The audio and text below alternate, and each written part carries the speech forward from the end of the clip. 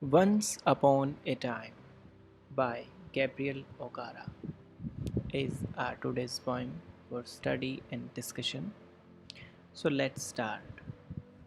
This poem is written by very famous Nigerian poet Gabriel Okara, who wrote this poem on focusing on the theme of laments for the lost innocence of youth, condemn the hypocrisy of adults, cultural effect on people's behavior, artificiality, selfishness of relationships, and cultural shift, capitalism, values, and his desire for innocence, sincerity, and spontaneity. Once Upon a Time is a free words poem that focuses on father's attitude to cultural change and how the African way of life has been changed since the coming of Europeans. So let's start reading this poem. The first stanza.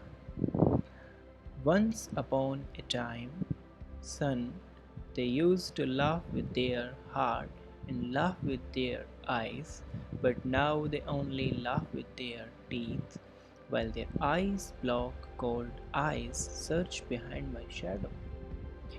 The very beginning of this line indicate that it is a tale. As usually we begins a tale with once upon a time there was something someone. In the way this poem is written, the father addresses his son. This poem is a dramatic monologue in the form of dramatic monologue. In this stanza, poet focus on the point that how people uh, used to be in earlier time, but how they changed now. He says that once upon a time there was people in the way that they laugh with their eyes. It's mean their emotion in their eyes. But now how their eyes have been changed. A very beautiful image. Uh, Eyes block cold eyes. Eyes block cold eyes. A dark imagery is presented before us that people become emotionless. They have no emotion in their heart, and it seems that uh, the earlier line, as we read, that laugh with their hearts. There were emotion. Laugh with heart means there were emotion in their eyes, but now they seem ice block cold. It's mean emotionless. No emotion. There is no warm feeling, no heartfelt feeling in their heart. The, the speaker is addressing his son, so this could well be a father beginning to explain how things used to be, how people they used to laugh with their heart and eyes back in the past. And nowadays, laughter is more a show of teeth. And now, how people laugh? Laugh with their teeth. A very beautiful line. They laugh, they show their teeth, but in their eyes, no emotion, no heartfelt feeling. Their teeth seems laughing, not their eyes, where we find no emotion in on their faces. So already the present is being judged by the past. From what we can gather from these six lines, the speaker preferred the attitude of the people from the past. There is feeling that negative change is here. There is change in people's behavior. Let's read the second stanza. There was a time indeed they used to shake hands with their hearts, but that's gone, son. Now they shake hand without heart while their left hand search my empty pockets. The first stanza indicate how people's behavior changed, and in the same way, the second stanza proceed in the same line. The shaking of hands, meeting people, and how people look at each other, how they greet, they shake hands, but there is no feeling in shaking hands. There is no warm feeling. It seems they meet the people and shake their hands, but emotionlessly. Purposely, they search how a person is rich or poor.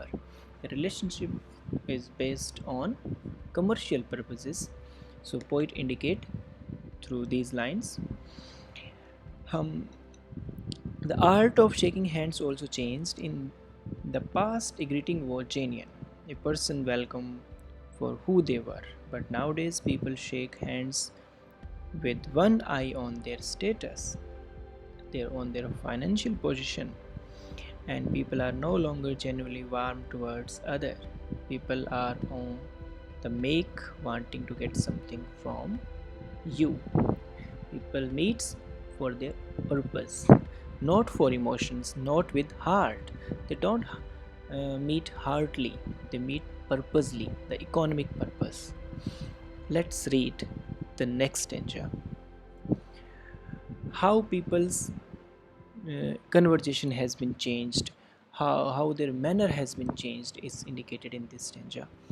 Feel at home, come again, they say, and when I come again and feel at home once, twice, there will be no thrice, for then I find doors shut on me. How dramatically presented people's behavior in this stanza. Come again, feel at home, and there, and then their door would be shut. It's mean people are not hardly as they used to be. People invite you round to their homes, making out as if you are important to them. But if you don't measure up socially or your status isn't quite right, you are not invited again. The alienation continues. People nowadays are artificial, fickle because of the change in culture. So people's behavior is changing. They are not so cordial, warm, full of emotion as they used to be. If you go someone's home again, although uh, they, they they assume that they are very friendly, they are very uh, honest to you, but in reality, they don't want you go their home. Let's read the next stanza, the fourth stanza. So I have learned many things, son. I have learned to wear many faces like dresses. The rhythm we can here feel, faces, dresses, home face, office face, street face, host face, cocktail face, with all their confirming smiles, like a fixed portrait smile. In the starting of the in three stanzas, poet develop an atmosphere. How the people's behavior made him to change his own. And in the fourth stanza, he tells what he had changed in himself. He says that I learned many things. Society taught him to behave artificially, to uh, a pseudo behavior. So he says that, like dresses, image, the use of simile here very beautiful. Like dresses, I started to wearing faces. It's mean behaving at particular palace with some different attitude, at other palace with different attitude. Home face, office face, street face, host face, cocktail face. It's mean that I change my attitude, my behavior, and my personality according to palace. I'm not original. I'm not honest to myself. I go somewhere and changes. With all their confirming smiles like a fixed portrait smile. Again, very beautiful simile. Is a fixed portrait, just like a portrait we have before we have a picture and there is smile on picture. This is a fixed smile. That's artificial smile, and it's not the original, genuine, or heartfelt smile. So I learned through society. And next stanza. I have learned to laugh with only my teeth. and shake hand without my heart. Uh, I have also learned to say goodbye when I mean good riddance, to say glad to meet you without being glad, and to say it has been nice to talking you after being bored. And the poet explained here how ar- how he changed his behavior and adopted artificiality, leaving honesty aside. He says that I laugh with only teeth. He is not laugh genuinely as he used to be. And he shakes hand but not with heart, only to greet people. And when he say goodbye, which he means good riddance, he says that it's good that I get rid of you. And when he say glad to meet you, when his real meaning is that it's not nice to meet you, that he don't feel good, he don't feel happy meeting with them. So the poet tell how his behavior has been changed, looking at people, learning from other people around him, and his shaking hand, smiling, meeting, and greeting, all colored with artificiality, and there no genuine emotion, heartfelt feelings. Next stanza. But believe me, son, I want to be what I used to be when I was like you. Now here poet talk about his desire, his deep emotion in heart. I want to unlearn all these muting things. Most of all, I want to learn how to laugh, for my laugh in the mirror shows only my teeth like a snake's bare fangs. And in this stanza, he is critically self-examining that his smile becomes an artificial smile. His teeth seems like the snake's bare fangs. Very beautiful dark imagery. Snakes, bare fangs. And what he want? He want to unlearn the artificiality, the hypocrisy of behavior. What he want to learn? The spontaneity. Look at this line that uh, I want to be what I used to be. He was innocent, he was spontaneous, he was genuine. He want all these things, and what he wants, unlearn all these muting things. He wants unlearn. He want to forget all these artificiality tricks and and the false behavior, because when he laugh, his teeth seems like the bare fangs of a snake. And now we reaches the climax of this poem, the last stanza. So show me, son, how to laugh. Show me how I used to laugh and smile. His son, he want to get inspiration. He want motivation. He want to learn from his innocent son, the innocency, the innocence, honesty, spontaneity, genuineness of behavior. To laugh, show me how I used to laugh and smile. Once upon a time, when I was like you, now before him his son, and he want all these things, all innocence from his son.